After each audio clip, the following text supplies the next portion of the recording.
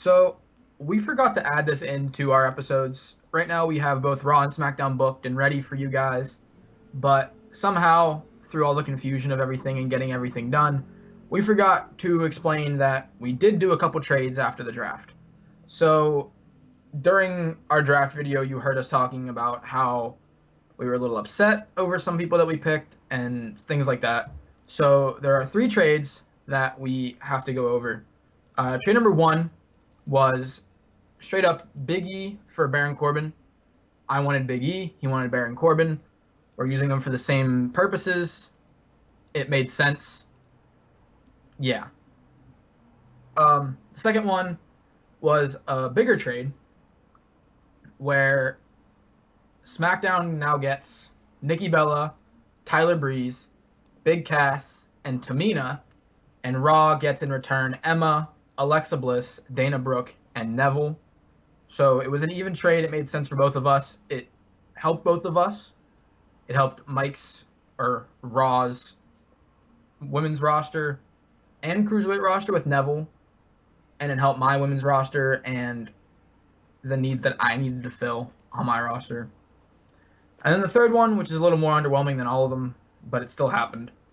SmackDown now holds control of the Usos and Bo Dallas, and Raw gets the Ascension, Sin Cara, and Tyson Kidd. So once again, improving Raw's cruiserweight division while also improving SmackDown's tag division. And I'm a big fan of Bo Dallas right now. I really have some big plans for him, as you'll see in the upcoming SmackDown booked episodes. But yeah, that's it. We just forgot to explain the trades in the other two episodes. So Yeah, I'm probably gonna get a lot of hate for trading the Usos for so little, but at the same time, I had like two cruiserweights, and I had too many tag teams. So I mean, it got the job done, I guess. we ended up both having 4 tag teams per brand. Yeah, and I need another heel tag team. I didn't really feel like having to turn somebody else first show, so Yeah, the Usos were set as faces in this, so yeah. we couldn't really do anything about that. Oopsies. It, Oh it, well. it all just made sense. Yeah, it doesn't really matter. I love the Ascension anyway, so And I don't kind of worry. I kind of stole all of Mike's cruiserweights during the draft too. If you He did that watched on that, purpose. I did do that on purpose to get trade bait. Mm-hmm. Just like I took Smart. some of my guys for trade bait, and it ended up working out where we both got people we should have picked in the first place. Yep, we shouldn't have even done any of the trade bait stuff. I don't know why we always do that. I don't know why. We're just dicks to each other. Literally. But Yep. yeah, so here's gonna be Raw. Here's the drum roll. Just hey guys, what's up? It's me, Hagabine. Welcome to episode 2 of our WWE brand split, and I'm here with my good friend Luke. Hi. And in this episode, I'm gonna be booking Raw. So it's gonna be pretty cool. I think it's a decent enough show. It's kind of awkward doing the first couple shows since like everything's new and like we vacated all the titles except for the U.S. title and the Raw Women's title because had the two champions on my roster. Luke decided to vacate the World Championship over on SmackDown because he could. Why not? I enjoy making storylines to crown a new champion. Yeah, it's like so it's kind of awkward the first couple of shows, especially when a lot of the champions are vacant, because we didn't want to move the SmackDown Women's Championship to Raw because that wouldn't really make sense. Like, You could have just given Becky your women's champion. I know, but at the same time, I have Charlotte too. That's true. So like, it's kind of weird for the first couple of things because you have to do a lot to develop, and especially for some face and heel turns, just because this isn't like perfect, especially because we drafted our own rosters, so it's not as balanced as it would be in real life. So like, sometimes some heel or face turns might happen really, really fast compared to what they're used to just because we want it to be able to advance the storyline rather than waiting 3 weeks. So, no hate there. But I'm going to get into this show. So, Raw opens with... It's going to open with Mick Foley and Stephanie McMahon standing in the ring. They're going to be talking about how they need to crown a brand new WWE Universal Champion. And then Rollins comes out, Reigns comes out, and they argue back and forth about how they should be the champion, how they've been the top guys in the show, how they've been carrying it, putting it on their back. And of course, Randy Orton's going to come out and say he's been doing it for longer. He's an 11-time world champion. Why the hell wouldn't he get a shot? And then Sheamus comes out because Sheamus always ends up in the main event for titles. So he's like, "Oi, ya fella. Fella!" And all that shit. There's really no explanation to have Sheamus there. He's just always there. You know what I mean? Yeah. So, yeah. So that's just how it opens. They talk about how they're going to start a tournament. over the next few weeks leading up to Hell in a Cell to crown a new champion. And yeah, it's going to be pretty cool. And this, like, yeah, I'm just going to ignore this. All right. In an extremely short match, Rhino defeated Victor in 5:49 with a pile driver. Basically, Rhino just had a match, beat Victor. Why not? Get Rhino some more momentum. And Heath Slater kind of is a heel for some reason. I guess I didn't change that. And then after the match, Connor isn't happy that his partner lost, so he jumps in and starts attacking Rhino after the bell when he wasn't expecting it. Then Heath Slater comes down to make the save, making the face turn. I did this really fast in one show just because I really, really didn't feel like waiting. And he is a heel, and he is a face in real life, and he has been for a while. So I just wanted to kind of have that happen. So I'm going to go ahead and hopefully it's okay because it said his last term was recent. So average, and it went bad.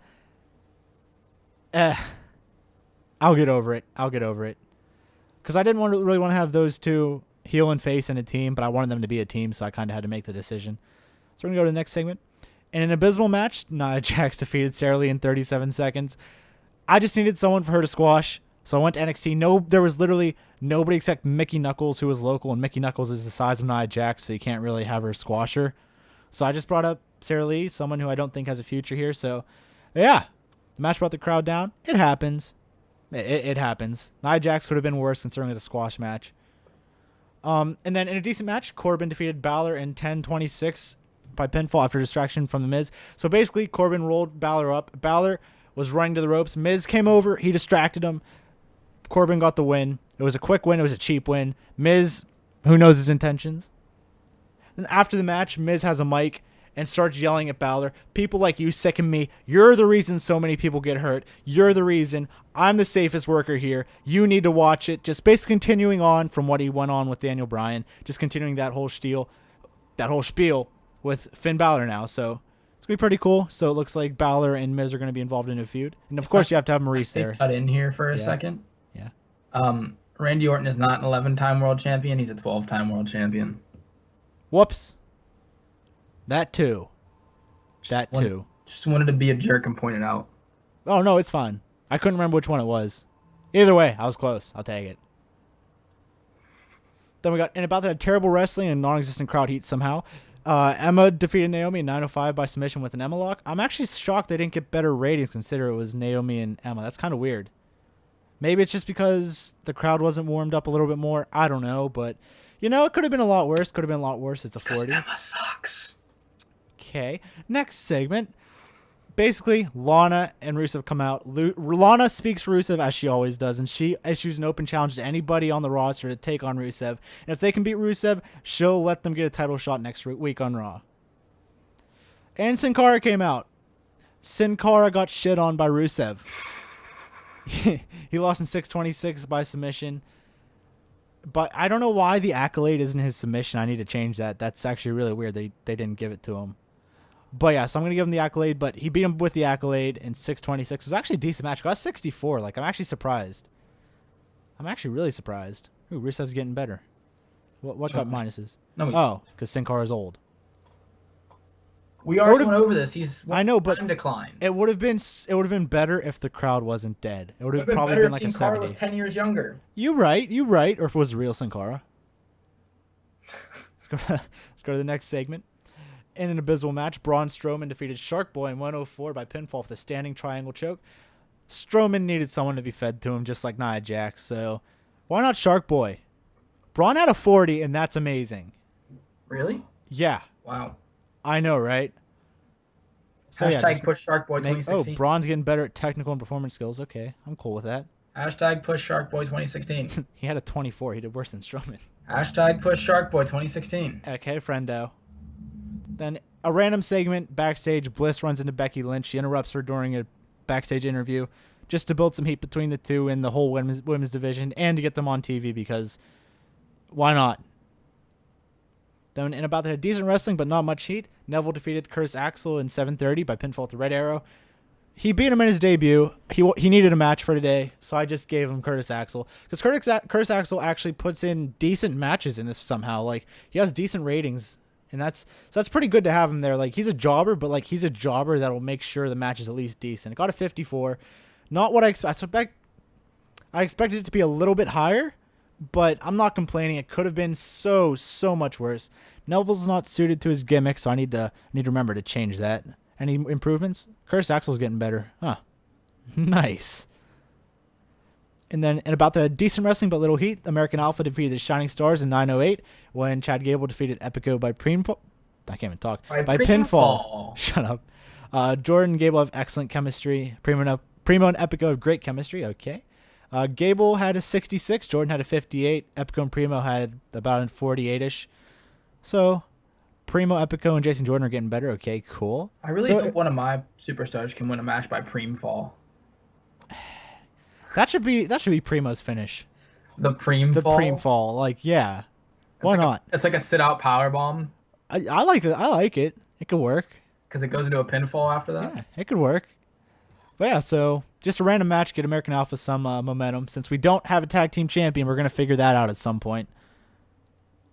And then Bobby Roode's backstage just doing a self-promotion, just talking about how he is glorious and how the people of Monday Night Raw have been dying to see him. Yeah, no real need to explain why he's here. He's just there. I'm shocked it didn't get a little bit better, but I guess he just wasn't glorious today. Sad to say.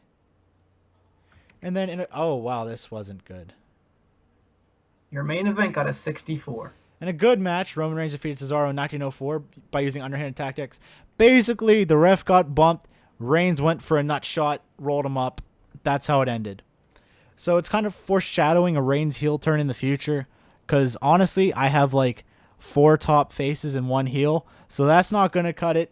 One of the reasons, I feel like he's going to be the most logical to turn heel. So basically, this was just to foreshadow a heel turn. Put him in a decent match. I was expecting a lot more. What was wrong? Yeah, odd face heel combination. Announcers brought it down. That's going to be an issue. The crowd was dead. That definitely, yeah. Cesaro held back even though it was all out. Okay. Thanks, Cesaro. You're the best, man. But yeah, so, I mean, it's probably going to be an overall 60-ish show. 68. Okay. Wow, that sucks. I've never had a 68 lose us popularity that much. But at the same time, I have to take into account that we had 0 storylines with 0 momentum, so that kind of brought the rating of everything down because, like, ratings get better segment by segment if there's a storyline to go with it, if it has better heat. So I was kind of working off on nothing at all. So Luke's going to get to start his show without getting penalized at the end for having no storylines. That's why I know. Pick SmackDown. So keep that in mind whenever this is going on, that it's not completely my fault, okay? Like, his show probably won't be like an 80 or anything like that either. It'll take like 2 or 3 weeks until storylines actually get developed for it to happen. Thanks. I'm just being honest. So we're going to advance it one day and see if there's any... Nope, no signings even happened. Victor's had a grueling schedule after being in 10 minutes worth of TV. Raw got an 18.43. Nobody got caught with drugs, so that's good. I'll take that. And Roman thinks Braun Strowman's bad, so... I mean, he's not wrong. Well, Slater has morale issues, so I'll just give him a little bit of money. By a little, I mean 10,000. So yeah, that's going to end this episode. The next episode will be the first episode of SmackDown Live, booked by Luke. I hope you all enjoyed. If you did, please do leave a like, comment, and subscribe. We might try to shoot for daily uploads for this because it's a lot easier to do because it's literally going to be like 12-minute episodes, maybe 15, 20 minutes at most. So it's not going to be that hard to do. It's pretty fun to do, honestly. It's just a nice change of pace for doing stuff completely solo. So yeah, I hope you all enjoy. If you did, I'm really glad you enjoy my company. thank you. What? Hope you have a great day. Bye. Bye?